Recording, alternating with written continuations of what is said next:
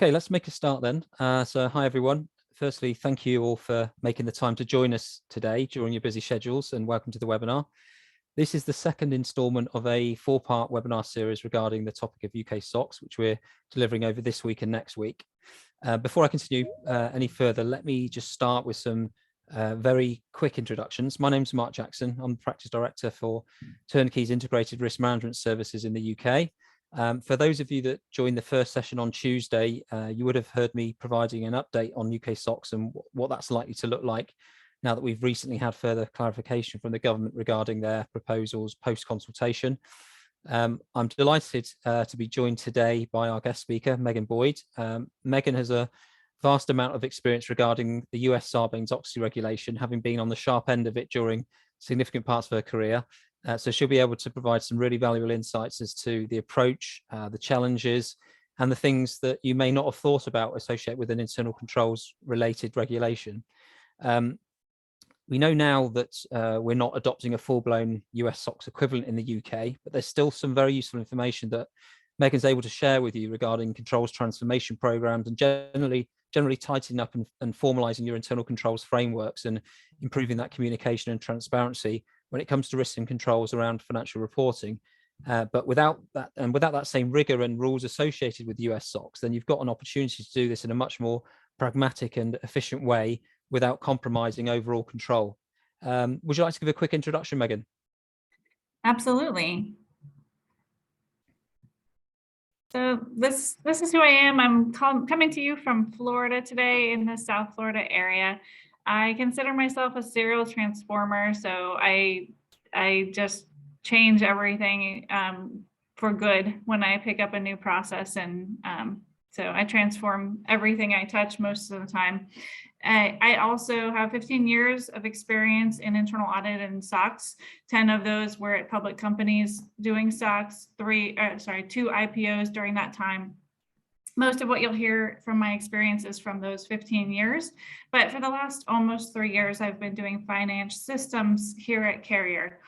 I'm also the president of the Palm Beach County chapter of the Institute of Internal Auditors, and some of my educational background is an economics undergraduate degree. I have an MBA with a concentration in finance and a Master of Accounting. And as you can see, I'm a recovered auditor. Thanks, Megan. So before I hand over to Megan to take you through the content, some quick reminders regarding the webinar format. In terms of timings, the webinar will be approximately 20 minutes long. You can put forward your questions in the chat or the Q&A facilities during the session itself, and I'll be monitoring those. And if we have any time available, we'll cover those at the end. However, if we're out of time, then we'll get back to you after the session itself. So please just go ahead, post any questions you might have. Also, just to make you aware that all the sessions in the series will be recorded. They'll be made available to you on demand after the fourth and final webinar has aired next Wednesday, and they'll be accessible via the Turnkey website in our Key Insights section. So that's all from me for now, and I'll hand over to you, Megan. Thanks, Mark. Appreciate you having me as well. So just a really quick jump in on why we have the SOX legislation in the United States. There were some companies, Enron, WorldCom, others, Tyco included, that had some trust abuse situations. Some of them involved corporate spending by the executives. Some of them involved hiding cookie jar reserves. Some of them involved variable interest entities. But in that very short time frame, a bunch of companies crashed, and our public trust was eroded. And they put the SOX legislation in place to help shore up the public trust in those investments that they were making in the stock market. So very immediate impacts were felt by the big public companies that had to comply. It was what some people call a Herculean effort. The cost was very high. I can actually just give you personal insight. Somebody I know was working on their SOX program at a big public company at the time. They basically lived at the office so much that they got permission to bring their dog there. They just didn't have time in the world of the first year, second year SOX to go home and take care of the dog. So the dog came to the office too. We went too far, I think, at first. So one of the things we tended to do in the companies in the United States was we threw too many controls at the board. So anything that looked like a control got on the list, and then now that's a rolling impact to SOX testing and evaluation. Every time you had to do a self-assessment of your controls or review the language of the controls, which in my organization in those early years of SOX was a quarterly review, it just added up to a huge amount of time. The first integration of SOX into companies was generally 18 to 24 months. So even just from the time frame there, you can see that that's a big investment. The basic setup begins with financial scoping. So depending on the complexity of your organization and how your ERP landscape really is, this can be pretty simple, or it can be kind of a huge effort just by itself. Once you have it scoped and you figure out which levels of the organization need to be in scope for SOX testing or for your internal control testing, you then have a starting point, and you know which areas of the company to focus on. You have to choose a framework. For all the organizations I've been part of, we've chosen COSO. So first it was COSO 1992, now it's COSO 2013, which was new and improved a few years back. There is another framework, COBIT, that some people use, and I understood maybe there's a new one in development in the UK timeframe. So once it comes out, you may need to look at that new framework. But COSO has been tried and tested many times by US organizations. When you start with that, you look at your huge entity level controls, and some of them are very global. And so that's a good starting point to get those controls in place and operating at the outset. Then you have to go to the areas you scoped in from your financial scoping and develop your narratives of how the process works and related flowcharts. To me, I find it very difficult to identify controls in a multi-page narrative. Once you put it on a flowchart, all of a sudden you can see the controls a lot better. So a lot of people want to bypass making flowcharts, but I find it to be essential, and I have real trouble proceeding with identifying controls without them. It really gives you a good view into where things flow in the process, and much better than sometimes when people put things in narrative form. So once you have those narratives and flowcharts, you then can find the controls and document them. And then there's the next phase, which is even more intensive, and that's the testing. You want to test design. So that's usually walkthroughs and a test of one. Some organizations use self-assessment to do the design testing. I would suggest the first time you implement an internal control framework in your organization, that should be an independent party, and they should do a test of one and a walkthrough of the process. That also can be leveraged to help that organization build their narrative and flowchart if they're not experienced with that type of work. And the last thing I wanted to point out is that once you do your testing internally, our external auditors will usually come in and take a look, maybe rely on some of your testing. A best practice is to work with them to ensure maximum reliance. Your first year is unlikely that they would rely on you, but over time, you can increase that percentage. And then when they do their audit, they finish, it's possible the Public Accounting Board, PCAOB in the United States, audits their work. And what the PCAOB audits and the findings that they find usually changes how auditors in the following years do their audits. It can waver. So that's kind of what I was getting to in this slide. The expectations have evolved over the last 20 years since SOX has been introduced. And we do see new expectations coming in every couple of years. In the initial stages, it was very intensive, and you needed to meet with people and understand how they did their review over controls. However, a few years later, we came in, we said, oh, we're overcorrecting. We need to dial that back, and we would go and just say, did someone sign this and date it? And that would be enough for us to say that the control test worked. However, in today's environment, that's not enough. You actually can't even get away with interviewing them and understanding the way that they did their review. You check for the sign off and the date, and then you interview them and you document the steps of their review. And I'll get a little bit more detailed on that in a future slide. As we search in and out of those things, we also see rationalization processes come through. I've participated in rationalization in 3 of my prior organizations. And one good thing to note there is to take your assertions that are documented in each of your controls, and then within one process, make sure that you've covered all of the assertions, and anything above that can be an excess control.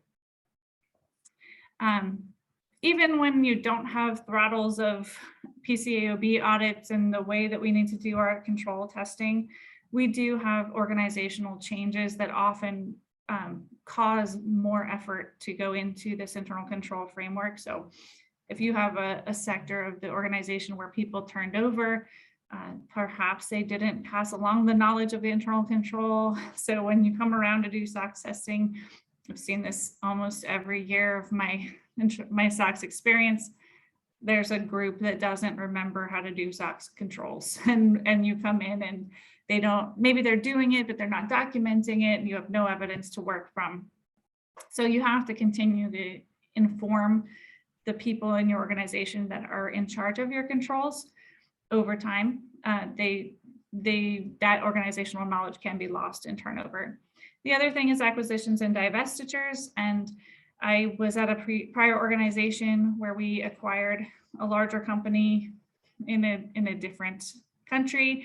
They operated in a different language, and they had never seen SOX before. So there was a lot of education we had to do to, first of all, help them understand what was SOX and why it was important, but also what they needed to do to increase the level of their key controls they were operating. Again, a lot of times people are doing something that is a control, but they're just not documenting it in the way that you would need in order to have that evidence for SOX testing. But those things can be challenges and change the landscape. We ended up having to scope in, I think, an additional 40-ish controls into our SOX scoping every year once we acquired that organization. They had a different ERP than us, and they were doing different processes than we were, and all of that wasn't streamlined to match our process, so we had to do separate SOX testing for them. There are 2 ways I often see organizations bring in a control framework and establish their key controls and their testing. One is you get a large crew of consultants, and you hand it to them and ask them to get it done and get it done fast. And while you will probably get it done fast, there are some drawbacks to that approach. They do understand controls a lot of times better than the great majority of people in your organization. So that's a good foundation to start from. However, in the experience that I had, they established several tower teams, so record to report, procure to pay, order to cash, and those tower teams went through and were writing down every control they found, sort of like, what I described for the first year of SOX. And then when I went through it as a management owner of the process, I found the same control 4 separate times because those tower teams weren't familiar enough with our organization's process to identify that the same control that one team wrote down is the same control 3 other teams wrote down. So had we gone forward, we would have, in some of those cases, done 4 times the amount of work going, and they worded those differently, right? So a management person needs to be involved to identify that those are the same controls, and before we actually start doing testing 4 separate times on the control, catch it at the beginning. The other school of thought is that the people in your organization, if they own this process and they build the controls, they write the narratives, they make the flow charts, and they participate in self-assessments and they participate in testing of their peer organizations, they will really understand what the meaning of the internal controls are, why they're important, and how to best document them, and how to update them as the time goes by, years into the future. That ownership causes more organizational knowledge and expertise on the subject. So those two things do have pluses and minuses. Again, I think if you brought in a crew of consultants, you would get there faster, but your organization knowledge inside your organization doesn't increase that much. It will increase to some degree just by being tested.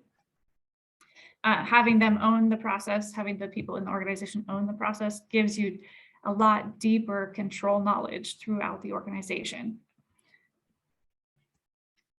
Just one note, we can't just use detective controls all around the process.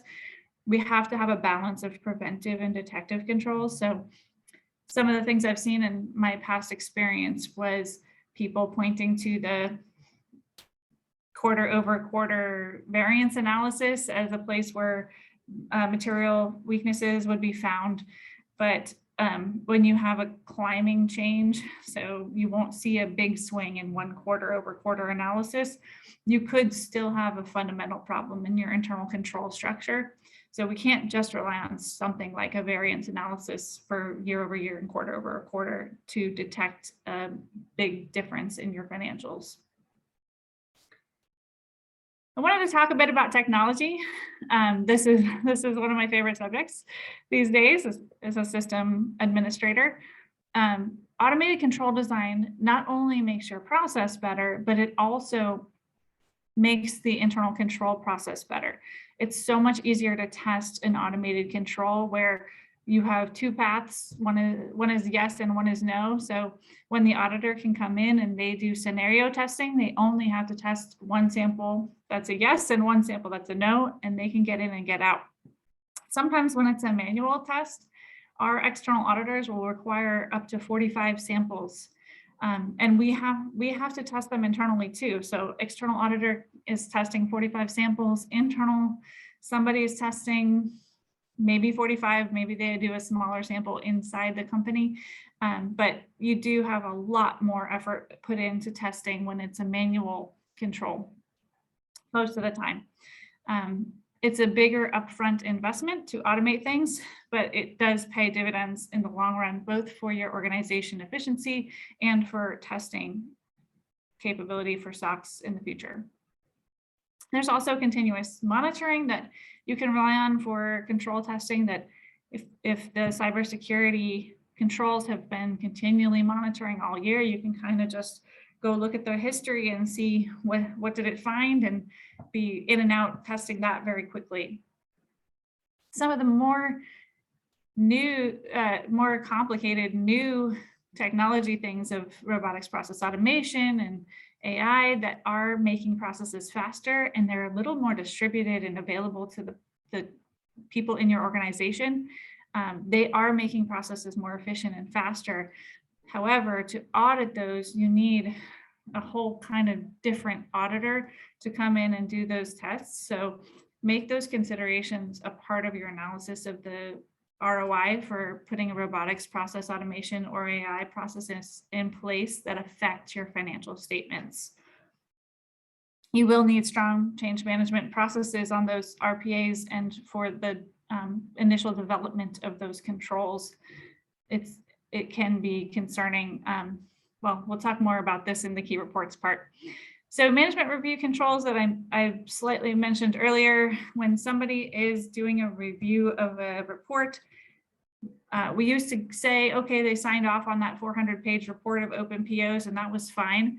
But when you sit down to ask them, do they actually review everything in 400 pages of the open PO? That's when problems began to surface. So 5 or 6 years ago, a bigger focus on management review controls came in. We started to document the threshold that people look into things and then what other steps they take when they review. If the report is 400 pages long, how do they get through the data? And then if they do find something they need to investigate, what do they do with it? And on the topic of key reports, we can't just trust somebody who sent it to us that it's right and it covers everything. You really do need to understand the configuration of that report and the source of the data and how it's protected before you can rely on that report for a really key control. I have some experience in a previous organization where many years the control was operating with the same report, and over time somebody changed something, so there was a special character in the front of some of the data. The report was filtering those out and nobody knew. So a portion of the data was excluded from the report for several years prior to me trying to do the SOX test on that report. We found out that it wasn't complete. They had to edit the configuration of the report to bring in those special character data points. And then at that point, we knew that the report was proper, but these things can change over time. So you have to continually review the configuration of reports you're using in a key control. There were some consequences if you didn't comply. If you had a significant deficiency or material weakness, it was a huge problem. It took 4 to 6 months and I've seen literal war rooms of people working on the significant deficiency or material weakness, trying to fix it, trying to get all the controls put it back in place. Of course, you're going to need additional controls to what you had before the problem. Your stock price plummets because you have to publicly announce this to the street. There's sometimes are rolling impacts if your stock price does plummet into the organization. The cost is big, 200,000 to 300,000 US dollars. It was the range that we saw. And here there's more consequences with the SOX law that we could see CEOs and CFOs going to jail as a result. But in the UK world, it could implicate fines. I know there's to be determined. So that is all for my presentation right now. And I see there's a question. The question is, the ownership of the risks by the business streams and the controls is definitely beneficial, but the translation into a GRC mitigating control is not always clear. GRC mitigating. I find that the GRC has a nominal mitigating control as a business stream is not prepared to work on the process controls. Let me think about that. Does anyone have, if you have questions, please put them in the Q&A.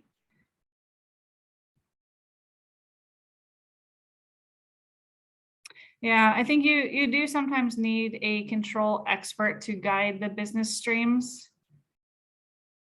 I understand what you mean, because a lot of times the people in the business don't have control backgrounds, auditing backgrounds, and they don't really understand what a control must do. And that's where you do when you implement an internal control framework and start documenting and testing internal controls, you have to do a lot of education. I know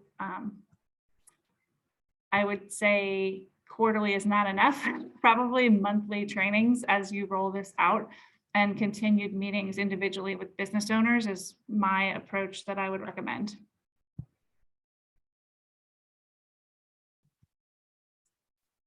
Great. I think that's all the questions we've got so far, Megan. But thank you. You've shared some really interesting points there.